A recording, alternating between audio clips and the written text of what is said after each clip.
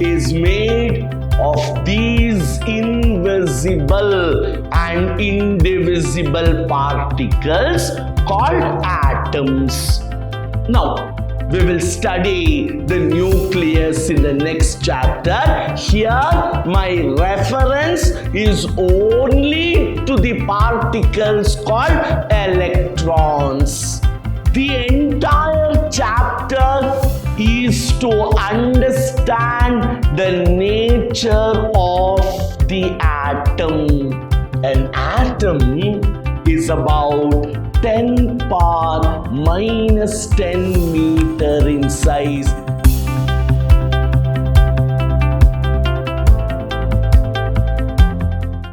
Hello students, this is SD Sir from the Temple of Excellence, Vidyashram Pre-University, Mysore. We start our discussion with the second textbook maintained for your academic course, and the chapter that I discuss in today's class is the Cadbury's chapter. You remember the introduction class? Cadbury's atom. Very simple chapter, easy to understand, and the numericals in this chapter are darlings to all of you. Soft corner, very easily solvable. What is the essence of understanding this chapter? Basically, we make an attempt to understand about the particles which constitutes matter. Yes, atoms. Different theories that are put forward to explain the nature of atoms, the limitations of those theories, justification of those theories. We will then derive expression for radius of the orbits, velocity of the electron in the orbit. We will next try to understand the energy of an electron, and finally, very beautifully, we understand something called as the electron and the hydrogen spectrum. So this is the essence of studying the chapter atom. Now, as I told, the entire chapter is to understand the nature of the atom. My dear students, I don't probe into the nucleus here. I don't study the nucleus. I don't study the features of protons and neutrons. When I say I am studying the nature of an atom, I am confining myself to the behavior of electrons. We will study the nucleus in the next chapter. Here, my reference is only to the particles called electrons. Now, dear students, it was a great subject of matter to understand the particles which has constituted every single thing around us, fundamentally called matter. It was a great interest. Physicists tried up and down, east and west, to understand about the particles which is actually constituted matter. And it was Dalton, the scientist Dalton, who first put over a thought saying that matter is made of invisible as well as indivisible particles, and those particles were called atoms. So, according to Dalton, atoms are invisible as well as indivisible. He thought an atom cannot be broken down further. But later on, with Bohr, Rutherford, we came to know about nucleus, and today we have so many elementary particles. But at that time, Dalton clearly told atom is invisible and it is indivisible, and anything that is structured around us, anything that is constituted in this universe is made of these invisible and indivisible particles called atoms. Now, to begin with, there are many models proposed, many models given up to explain the structure of the atom. And the first model is called Thomson's atom model. So, Mr. Thomson, J.J. Thomson, was the first person who puts forward a model called Thomson's atom model to describe the structure of the atom.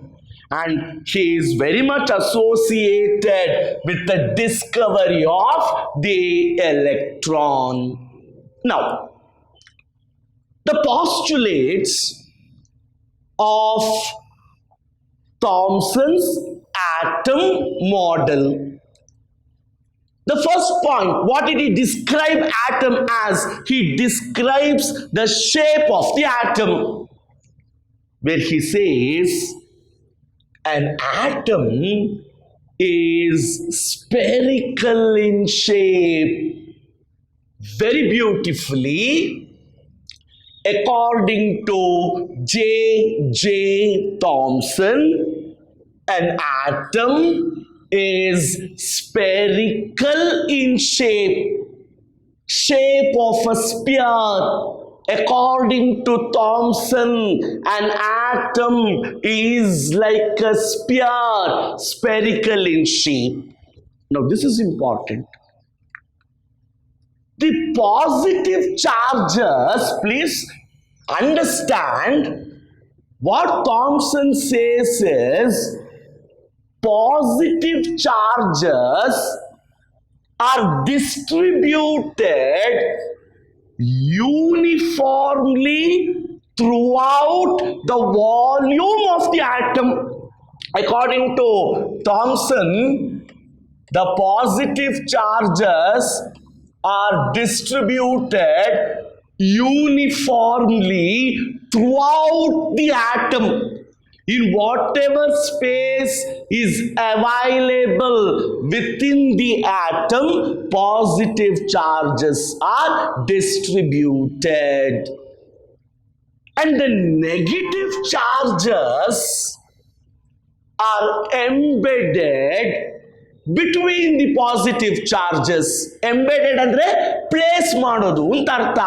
He says the negative charges are simply placed in between the positive charges. So you look here, a key postulate about the distribution of charges. He says, throughout the volume of the atom, throughout the space available within the atom, positive charges are distributed and the negative charges are just embedded, placed between the positive charges, exactly like your watermelon. Watermelon na cut ಮಾಡಿದ್ರೆ a pink flesh ಇರುತ್ತಲ್ವಾ, that is considered positive charges. The seeds, black seeds, just distributed between the flesh, they are negative charges. So it is exactly giving you the structure of a watermelon. Cut the watermelon, flesh is the positive charge.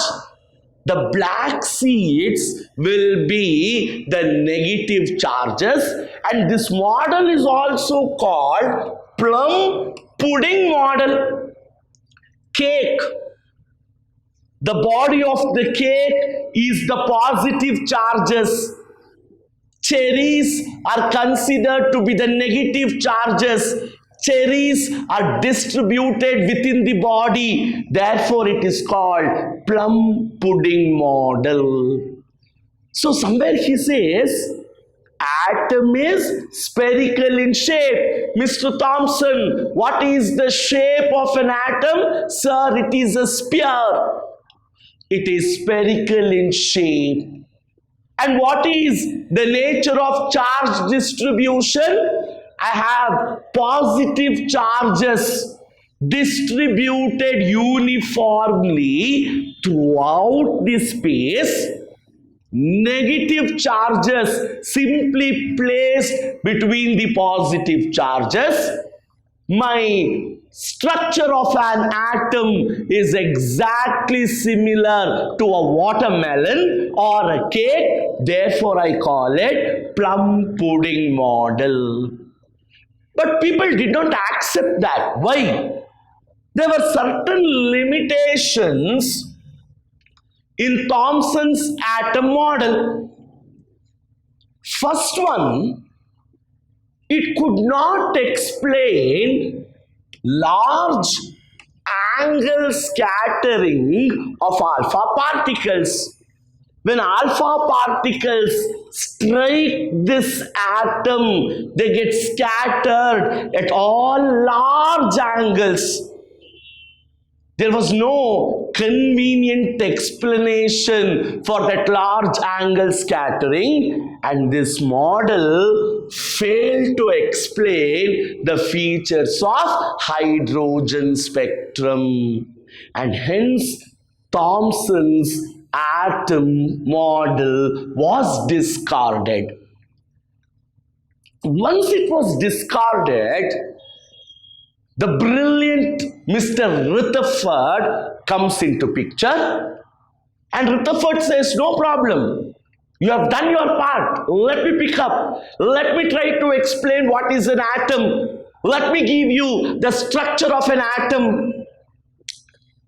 The first postulate of Rutherford says an atom is spherical in shape. Both of them agree. Even Thomson says the same thing. Rutherford says, Mr. Thomson, you are not wrong. Even my experiments show or infer that an atom is spherical in shape. He goes a step further. He calculates the size of the atom and says, an atom is about 10 power minus 10 meter in size. This is where he could succeed a step more than Rutherford.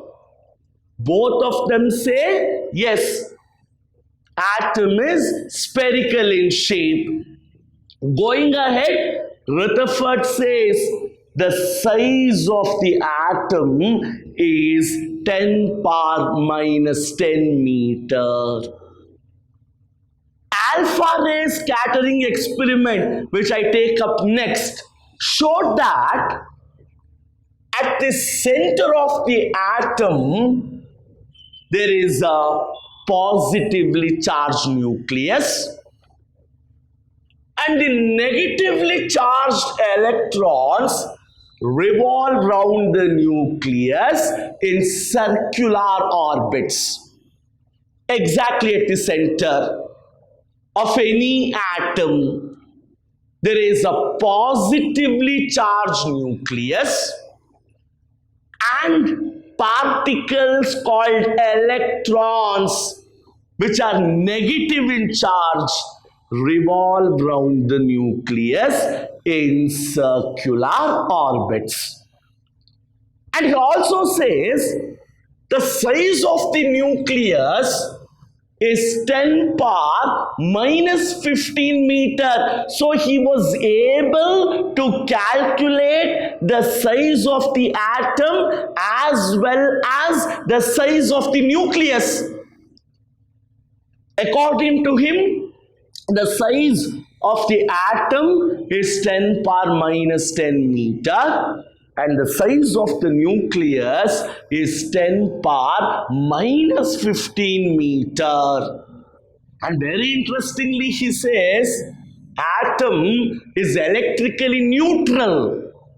The number of positive charges is always equal to the number of negative charges.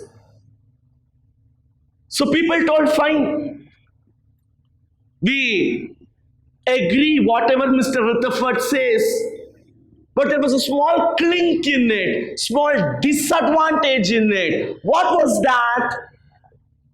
This model could not explain classical theory of electromagnetic radiations. Now, what did this classical theory say? By that time, classical theory of electromagnetic radiations was a well-accepted theory. People couldn't question because it was profoundly proved. It says any accelerated charged particle should lose energy continuously in the form of radiations. I repeat, any accelerated charged particle should lose energy continuously in the form of radiations. Which means, suppose I have an atom. This is the nucleus, and the electron revolves around the nucleus. The electron is a charged particle, negative charge is there. And since it continuously revolves around the nucleus, it is accelerating all time. So what should happen according to this theory? My electron should lose energy continuously, deviate from its path, finally go and fall into the well called nucleus.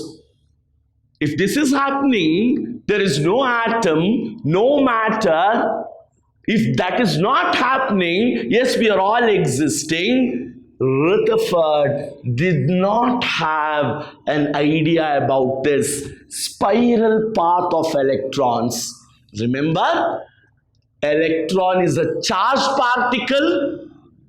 It loses energy continuously because it has moving continuously around the nucleus. It loses energy, finally go and fall into the nucleus. That is not happening. Why? Mr. Rutherford had no answer, and he could not explain the complete features of hydrogen spectrum. And these lacunae or limitations were taken care by Mr. Bohr. So my next session, we will clearly understand Bohr's atom model. So please to understand, the major fall down or breakdown of Rutherford's model is the classical theory of EM radiations. Why?